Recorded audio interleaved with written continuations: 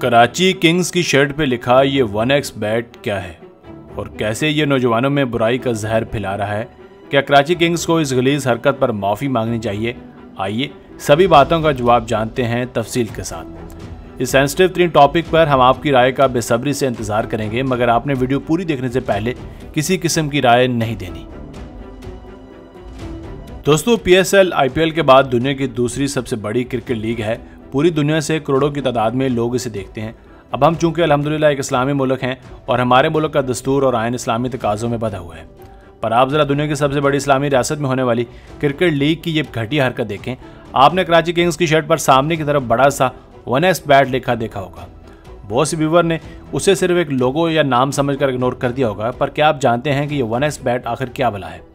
1x bat वो company या website है जहां से आप मुख्तलिफ खेलों पर ऑनलाइन जुआ लगाते हैं और जुआ जीत जाने की शक्ल में आपको पैसे मिलते हैं जो आप अपने ई-वॉलेट में बासानी ट्रांसफ़र कर सकते हैं। पर तस्वीर का दूसरा और भयानक रुख ये है कि अगर आप हार जाएं तो आपके सारे पैसे ज़ाया हो जाते हैं, जो आपको डिप्रेशन में ले जाते हैं और उसकी वजह से कई लोगों की ज़िंदगियां बर्बाद भी हुई हैं। इस ऐप में पहले आप कुछ पैसे डिपॉजिट करवाते हैं और पूरी दुनिया में जितने भी लाइव मैचेस हो रहे होते हैं, चाहे क्रिकेट के हों या किसी और खेल के, और मैचेस की लाइव अपडेट मतलब के स्कोर वगैरह आपको इस ऐप में शो हो रहे होते हैं, जिनको देखते हुए आपको गेस करना होता है कि कौन सी टीम जीतेगी और कौन सी हारेगी, और साथ ही अपनी मर्जी के कुछ पैसों का जुआ भी लगा देना होता है।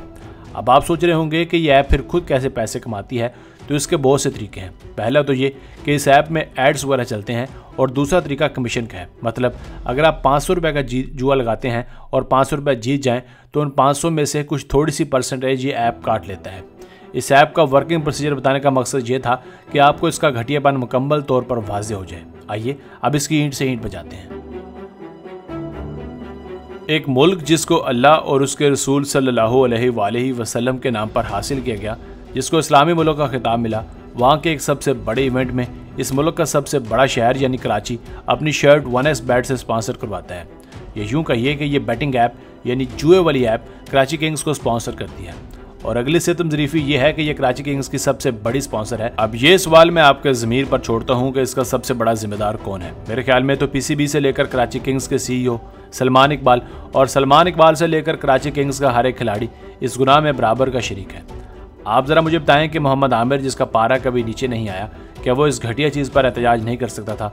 शुएब मलिक, जो इस वक्त पाकिस्तानी टीम का मोस्ट सीनियर प्लेयर है, क्या इसे भी इस पर आवाज़ नहीं उठानी चाहिए थी? इसके अलावा इमाद वसीम और बाकी बड़े नाम भी उतने ही शरीके जुर्म हैं जितने के बाकी। इसका मतलब तो फिर ये हुआ कि आप करोड़ों मैच देखने वालों को ये जुए वाली ऐप डाउनलोड करने और जुआ खेलने का सीधा सीधा पैगाम दे रहे हैं। बंदा भला किस किस बात पर मातम करे, सिर्फ शर्ट पर नाम लिखवा देते तो चलो फिर भी काबिल कबूल था, मगर कराची किंग्स की पूरी टीम ने बाकायदा 1x बैट की कमर्शियल यानी TV हेड भी बनवा रखा है। अगर आप तमाशा ऐप या दराज ऐप पर मैच देखते हैं तो आपको पता होगा कि जैसे ही एक ओवर मुकम्मल होता है, फ़ौरन से शुएब मलिक साहब का चेहरा मुबारक 1x बैट की प्रमोशन करता सामने आ जाता है। माजरत के साथ अगर आपके किसी फेवरेट खिलाड़ी का सुनकर आपको दुख हुआ हो, चलिए मैं आपको मुसलमानों का दूसरा और इंतहाई खूबसूरत रुख दिखाता हूँ। हाशिम आमला को भला आप में से कौन कौन जानता है? उम्मीद है सभी को पता होगा। ये वो खिलाड़ी था जिसने साउथ अफ्रीकन क्रिकेट टीम को एक नई जहत दी। आप अगर यूट्यूब पर साउथ अफ्रीकन के मैचेस देखें तो आपको पता चलेगा कि साउथ अफ्रीका के हर खिलाड़ी के चेस्ट पर कैसल कंपनी का लोगो बना होता है।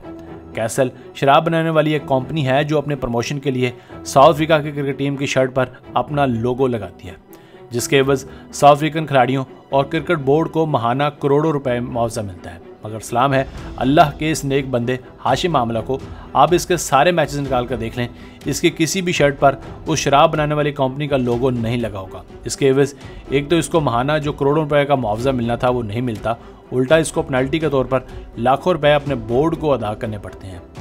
दूसरी तरफ आप इंग्लैंड के दो चमकते सितारे मोइन अली और आदिल रशीद की तरफ भी देख लें। 2018 का वर्ल्ड कप जीतने के बाद इंग्लैंड ने जो शराब के साथ सेलिब्रेशन की थी वो तो आपको याद ही होगी। जैसे ही इंग्लैंड टीम शराब की बोतलों से शराब उछालने लगे तो दोनों मोमिन वहां से कन्नी कतरा के निकल गए, ताकि शराब का एक भी कतरा उनके कपड़ों पे न पड़ जाए। लंबी चौड़ी तकरीर की तो कोई बात नहीं, बात बस सीधी सी है, वो ये कि जिसने अपना ईमान बचाना हो वो काफरों और गैर मुस्लिमों में रहकर भी अपना ईमान बचा लेता है, और जिसने अपने ईमान का सौदा करना हो उसे इस्लामी रियासत का कानून भी कुछ नहीं कह पाता। अब तक ना ही इस पर गवर्नमेंट ने कोई सवाल उठाया और ना ही किसी जाने माने शख्स ने। गोया इनके लिए ये एक मामूली सी बात हो।